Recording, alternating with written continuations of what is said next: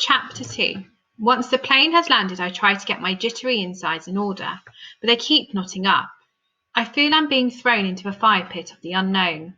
Meeting Mum's family for the first time, seeing India, the place where I was born.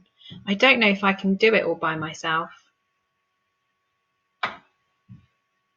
We collect our cases and Dad leads us through into the main part of the airport. I wish he could slow down, but he's striding ahead, looking for the family. I hurry along the slippery floor after Dad, my wheelie case swishing behind me, trying to keep up. The air is so thick I can hardly breathe, and it's so noisy. I have to keep pulling at my clothes to stop the heat sticking to my skin. There they are. Dad heads off again, towards a woman dressed in a purple sari with gold embroidery along the edge. She's got a happy smile on her face and is looking right at me, waving both arms in the air to try to catch our attention. Beside her is a boy, a bit younger than me. He's wearing long blue shorts with trainers and an orange t-shirt with a drawing of a skateboarder on it. He's staring at the ground, but as we approach, he holds up a huge handwritten sign. Welcome to India, Tamarind. It brings me out in an instant embarrassed rush, and I duck behind Dad. It'll be fine, Tamarind, said Chloe, hooking her arm through mine. We'll be back before you know it. I wriggle free from her and accidentally kick my case. Ow. Careful, Tam, says Dad, shepherding me towards the sign. How could they do this to me? How could they feel being dumped off as strangers in a foreign country and left to it? This horrible mess is all Chloe's fault. I mean, what am I going to say to people I've never met before? A whole week alone with them and I don't even speak Punjabi. The thought suddenly occurs to me with horror. Maybe they don't speak any English. Suddenly, I'm standing in front of them and they're smiling at me. So even though I don't want to do what Dad taught me, I put my hands together and find myself saying Sasrigal. Not sure if they understand my English Punjabi accent. The boys put his hand up to his mouth and giggles. Nice try, high five, he says in perfect English, giving me a cheesy grin as he holds up his palm. My cheeks go hot. It wasn't that funny, was it? I'm Arjun. Welcome to India, he says, his hand dropping when I don't play along.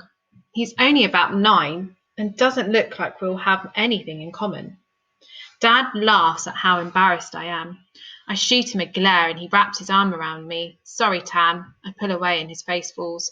But I don't care. I'm hurting way more than he is.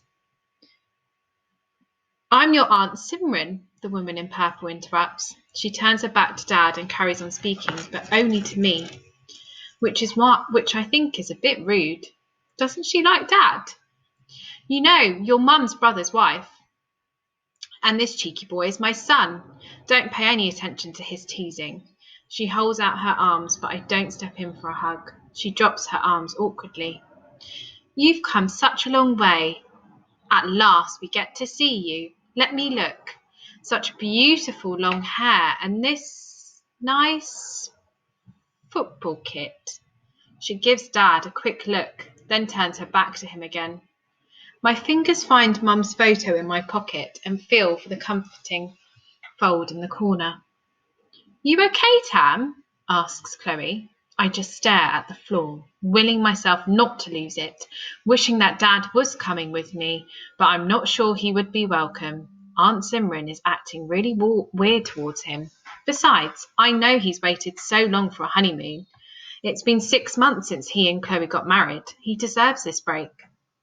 Thank you, Simran, for coming all this way to collect Tamarind, says Dad, clearing his throat. It will be good for her to meet you all at last, hey? Don't worry, Raju, Aunt Simran gives Dad a stiff little hug. We're family, no matter how long it's been. We bought you some presents, Chloe bounces up to Arjun and stuffs a bag bursting at the seams of British sweets into his arms. We'd better go, our train's leaving in an hour. Dad gives me one of his massive bear hugs and whispers, only a week and I'll be back. They've been looking forward to seeing you for such a long time. Try and enjoy it. But, Dad, I wiped my palms against my Arsenal t-shirt. What am I going to eat?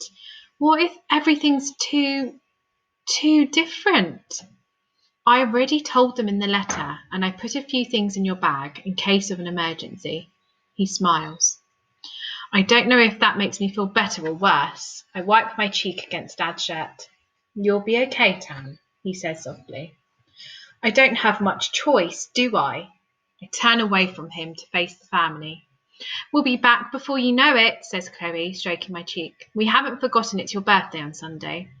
I move away quickly, leaving Chloe's hand dangling in mid-air, and just catch her look at Dad. Bye then, she says. Bye, I mumble. They trundle off into the distance, Dad shooting me a quick glance before they begin running to catch their train. And I think I might collapse right here. I feel so hot and strange. No worrying, okay? Aunt Simran pulls me towards her. We'll look after you very well, promise.